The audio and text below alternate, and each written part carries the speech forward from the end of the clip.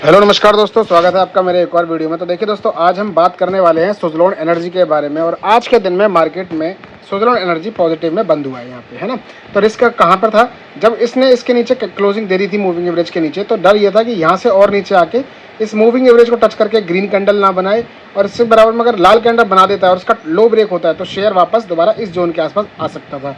लेकिन यहाँ पे क्या हुआ, नीचे क्लोजिंग देने के बाद अगले दिन फिर ऊपर क्लोजिंग दे दी, और आज के लेवल पे जहाँ ओपन हुआ वहाँ से थोड़ा सा नीचे तक और आया, बल्कि ऊपर जाके इसने क्लोजिंग दे दी। ठीक है, तो आज की अगर हम बात करें तो आज तो ये हरे निशान में बंद होते हुए हमें देखने को मिला है।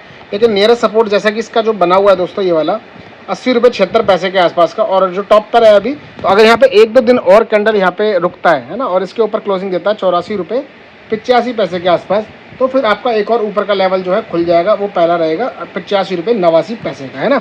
इसको थोड़ा जूम आउट करके देख लेते हैं दोस्तों, ताकि और भी ज़्यादा पिक्चर हमें क्लियर हो जाए। जूम आउट करके देखेंगे दोस्तों, तो यहाँ पे आपको एक ट्रेंड लाइन यहाँ पे दिख रही होगी, जिसको मैं अगर मैं ड्रॉ कर दूं तो आपको एक मेन ये दिखेगा। दो ट्रेंड लाइन को अगर मैं ड्रॉ करता हूं, देखो, क्योंकि एक तो ठीक है, एक बड़े टाइम फ्रेम की ट्रेंड लाइन चल रही है और एक छोटे टाइम फ्रेम की चल रही है। इसको हमने कैसे जज कर सकते हैं? देखो, इस जगह से शेयर यहाँ से ऊपर गया, सेम इस जगह से रेजिस्टेंस लेके फिर ऊपर गया, तेजी यहीं से आई है ना, इस जगह से।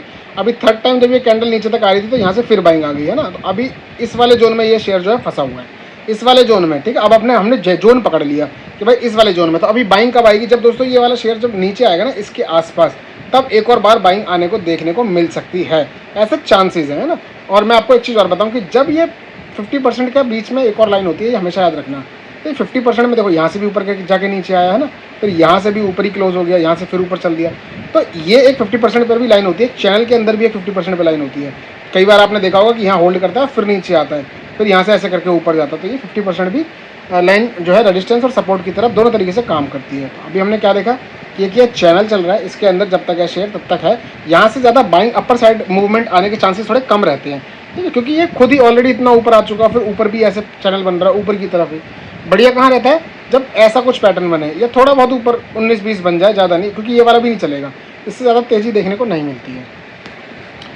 तो दोस्तों ये है वन डे टाइम फ्रेम का कुछ पैटर्न। और बात करते हैं वीकली टाइम फ्रेम पे। तो वीकली टाइम फ्रेम तो आपको पता ही है कि यहाँ ब्रेकआउट दे दिया था, एक तरह का ये प्राइस एंड एक्शन था। यहाँ पे कि लोगों ने बाय करा होगा, इसके नीचे स्टॉप लॉस लगाया होगा, कुछ लोगों ने रीटेस्टिंग पे बाय करा होगा, कुछ लोगों ने मूविंग एवरेज पे जब भी कैंडल आई है तब बाय करा होगा।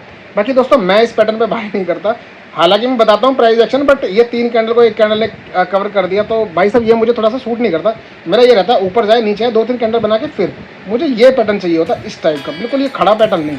थोड़ा सा मैं इसको अवॉइड करता हूँ। अगर एवरेजिंग भी करते हैं देखो दोस्तों, तो हमेशा मैं बोलता हूँ एवरेजिंग में आपको ये वाला पैटर्न यूज़ करना चाहिए, ये हो जाए चाहे ये भी हो जाए, क्योंकि एवरेजिंग काफ़ी पार्ट्स में होती है ना, बहुत बार खरीदना पड़ता है। जैसे एक क्वांटिटी यहाँ आती, एक क्वांटिटी यहाँ आती, फिर इनसाइड कैंडल पे कोई ट्रेड करता है तो यहाँ आती, नहीं तो यहाँ आती, फिर उसके बाद एक क्वांटिटी बंदा यहाँ खरीद लेता, फिर नीचे चला गया शेयर, है ना, फिर एक क्वांटिटी यहाँ आती, फिर एक क्वांटिटी यहाँ आती, फिर एक क्वांटिटी यहाँ आती।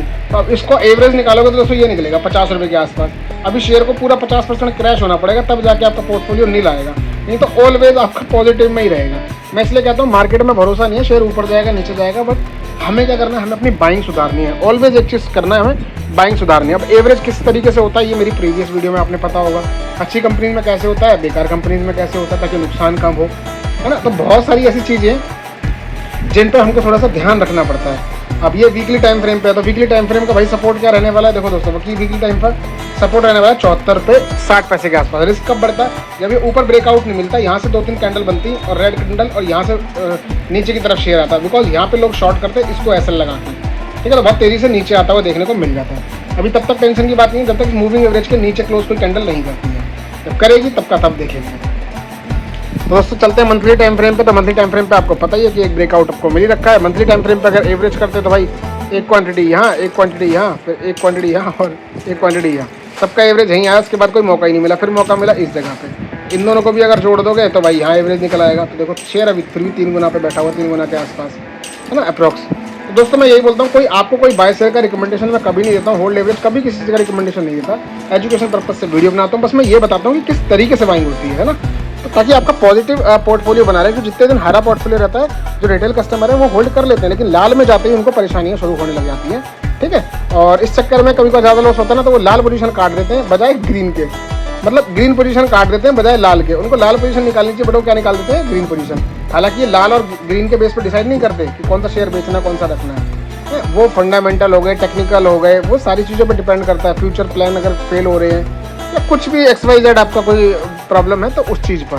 तो दोस्तों आशा करता हूँ मेरी वीडियो अच्छी लगी होंगी, अच्छी लगी तो लाइक कर देना, चैनल को सब्सक्राइब कर देना। मिलते हैं अगले वीडियो में, तब तक take care bye. Education purpose से बनाया गया ये वीडियो दोस्तों एजुकेशन पर्पज से ही लिया।